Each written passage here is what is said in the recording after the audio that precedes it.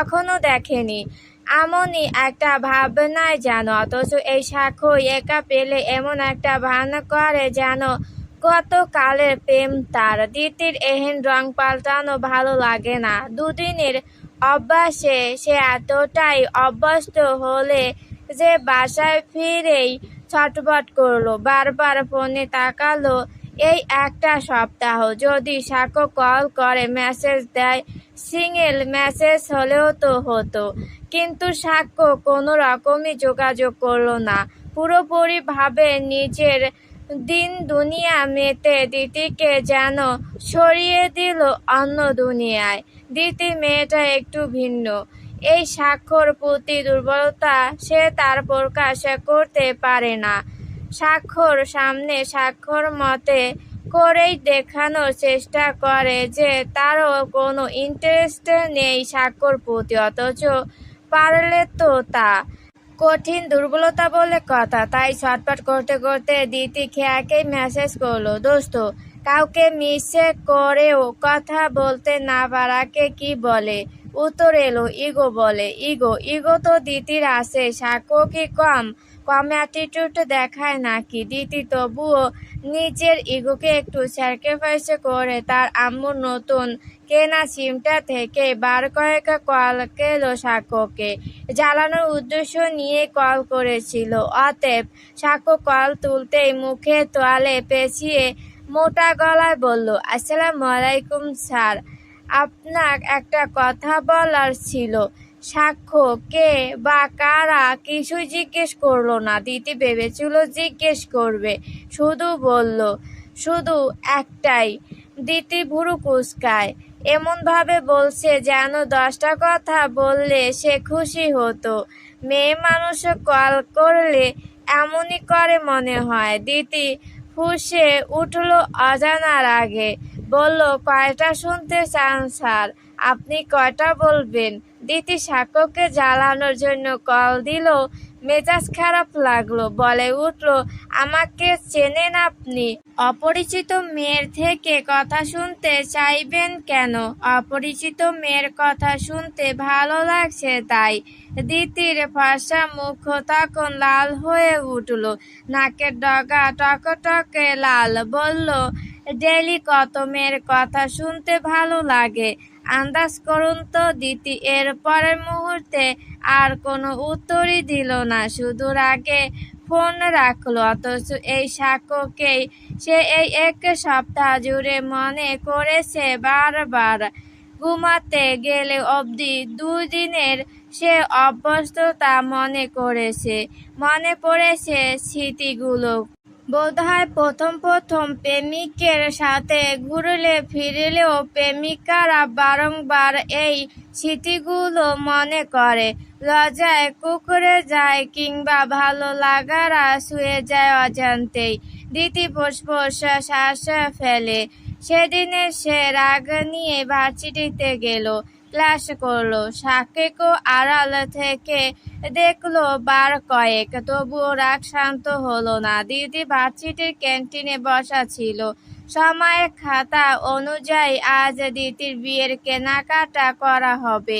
দিতি শিওর, এই সাক্ষ্য আবারও ঢং দেখাবে, বউ বউ ভাব দেখাবে, তার সাথে কাছে ঘেঁষবে, তারপর আবারই লাপাত্তা হয়ে যাবে, একদম চিনবেই না। দিতি ফোঁস করে শ্বাস ফেলতেই খেয়া এলো ওখানে।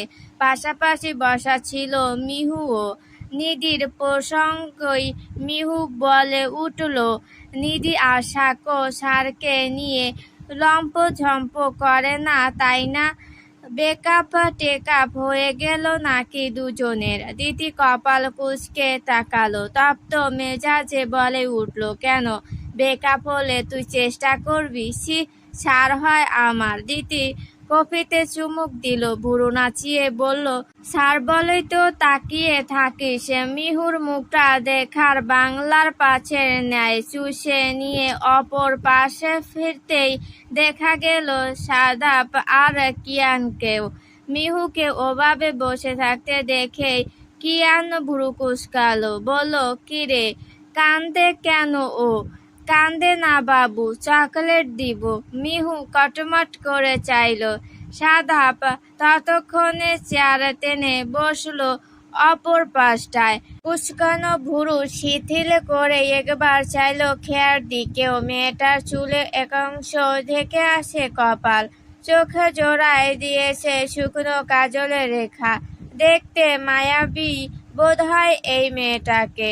তাকালে তাকাতে ইচ্ছে হয় যেন, অথচ সাদাপ নিজের সে ইচ্ছেটাকে বর্জন করেই ফিরে চাইল অন্য পাশে। খেয়ার চাহনি তখন মিহুদের দিকেই ছিল। তারপর হঠাৎ সাদাপের দিকে চেয়ে কি মনে করে প্রশ্ন ছুড়ল, সাদাপ, ট্যুরে যাচ্ছিস? কয়েকটা দিন পরেই, 1 সপ্তাহের ট্যুর, ডিপার্টমেন্ট থেকেই।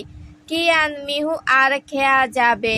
দিতি কোনো এক অজানা কারণে আগেই যাবে না বলেছে বন্ধু মহলকে। বাকি রইল সাদাপ, তাই জিজ্ঞেস করা। অথচ ও যতটা শান্ত শীতল ভঙ্গিতে জিজ্ঞেস করলো, তাতে সাদাপ ততটাই বিরক্তি নিয়ে চাইল। কপালে ভাঁজ ফুটিয়ে বলে উঠল, তোমাকে যে উত্তর দিব সে আশা করলে কি করে খেয়া? আমার বিষয়ে নাক গলাতে নিষেধ করেছি না, তবুও এত আগ্রহ দেখাও কেন? খেয়া চুপ হয়ে গেল। খারাপ লাগায় চুষে এলো মুখ। উপস্থিত বাকি 3 জনও সাদাপের কথাতে ভুরু কুঁচকালো। সব সময়ের মতো আজও সাদাপের ব্যবহারটা হজম হলো না। কিয়ানি প্রথম বলল, ফ্রেন্ড হিসেবে তো জিজ্ঞেস করেছে, এমন করার কি আছে ওর সাথে? তোর কষ্ট হচ্ছে কি? এবারে দিতি বলল, কষ্ট হবে না কেন সাদাপ? সবসময় ওর সাথে এই ব্যবহারটা ও ডিজার্ভ করে না। তুই তবুও ওর সাথে এভাবে কথা বলবি কেন? সাদা ফুট করে উঠে গেল। পা বাড়াতে বাড়াতে গিয়ে বসলো অন্যদিকে অন্য একটা মেয়ের পাশে। মেয়েটা তাদের জুনিয়র, দেখতে মিষ্টি সুন্দর।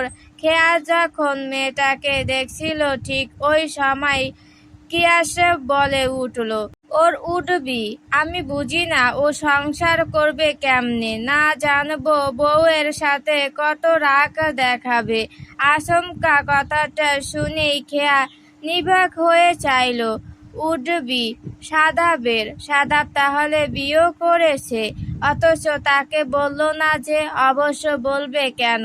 তাকে কবু বন্ধু ভাবে নাকি সাদাপ? খেয়া কেমন দীর্ঘশ্বাস ফেলল, মনে মনে আওড়ালো, তবুও ভালো। যা সম্ভব নয় তাতে আশা নিয়ে পড়ে থেকে লাভ ও কি হতো? দিতি ভার্সিটি থেকে বাসায় ফিরছিল। মাঝে পথে দাঁড়ালো রিকশার জন্য, কারণ আম্মু বলেছে তাড়াতাড়ি ফিরতে হবে, আজ সব কেনাকাটা করবে বলে কথা। দিতি তবুও অলসভাবে দাঁড়িয়ে রইল। রিকশার জন্য দাঁড়াতে দাঁড়াতেই যখন বিরক্ত হলো, ঠিক তখনই তার সামনে এসে থামলো একটা গাড়ি। কাছে নামিয়ে বলে উঠল, মিসেস এহসান, উঠে বসুন। দিতি ভুরু কুঁচকায়, সাথে কপালও, যেন সাক্ষ্য তাকে এতদিন উপেক্ষা করলো সে আবার হাজির। দিতি মুখ কুঁচকায়, বলে, জি স্যার। কিছু বলছেন? উঠে বসুন। কোথায়? সাক্ষ্য হুট করে হাসলো, বলল, কোথায় বসতে চাইছেন? কোলে? বসলে বসুন, নিষেধ নেই আমার। দিতি চোখ খিচে নিল। এই ছেলে আস্ত এক ফাজিল, অথচ বাপখানা দেখায় কত ভদ্র। দিতি নিজেই বলল, আমার বাসায় আমি একা যেতে পারবো। ছাড় হয়ে এইটুকু ভাবার জন্য ধন্যবাদ স্যার। স্টুডেন্ট হিসেবে কে কোলে উঠতে বলে?